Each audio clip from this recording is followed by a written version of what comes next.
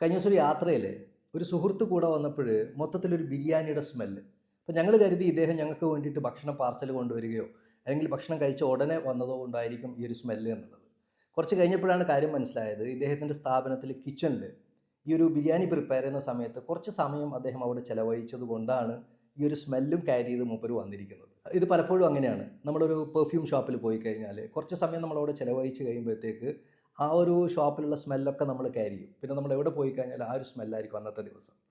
ജീവിതത്തിലും ഇങ്ങനെ തന്നെയാണ്. നമ്മൾ ഏത് എൻവയോൺമെൻറ്റുമായിട്ടാണോ സ്ഥിരമായി ഇൻട്രാക്ട് ചെയ്തുകൊണ്ടിരിക്കുന്നത്, ഏത് ടൈപ്പ് ആളുകളുമായിട്ടാണ്, എന്ത് വിഷയത്തെക്കുറിച്ചാണ്, ഏത് ടോപ്പിക്കാണ് നമ്മൾ പലപ്പോഴും കാഷ്വൽ ആയിട്ടുള്ള ഡിസ്കഷനിൽ വരാറ്, അത് പോസിറ്റീവായ കാര്യങ്ങളാണോ, സാധ്യതകളെക്കുറിച്ചാണോ, അല്ലെങ്കിൽ മറ്റുള്ളവരുടെ കുറ്റങ്ങളെക്കുറിച്ചാണോ, പോരായ്മകളെക്കുറിച്ചാണോ, പ്രശ്നങ്ങളെക്കുറിച്ചാണോ, ഇതിൻ്റെയൊക്കെ അടിസ്ഥാനത്തിൽ നമ്മളറിയാതെ നമ്മളൊരു ഫ്രാഗ്രൻസ് നമ്മൾ ക്യാരി ചെയ്യും. നമ്മളൊരു എനർജി നമ്മളിലേക്ക് അബ്സോർബ് ചെയ്യപ്പെടും. നമ്മളെ മൈൻഡ് സെറ്റുകൾ അതിനനുസരിച്ചേക്ക് ഫോം ചെയ്തു വരും.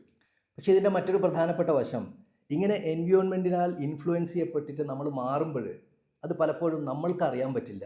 നമ്മളെ ചുറ്റുമുള്ള ആളുകൾക്കാണ് പലപ്പോഴും അത് അനുഭവിച്ചിട്ട് അറിയാൻ പറ്റുക.